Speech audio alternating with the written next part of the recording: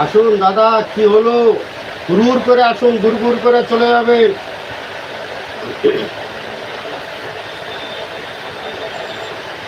হুড় করে আসুন, গুড় করে চলে যাবেন। হায় রে কপাল, আমার লাইটে কেউ আসছে না। হায় কপাল, কি হলো? আমার কপাল খারাপ, আপনারা আসছেন না। এত বড় একজন বিশিষ্ট সমাজসেবী।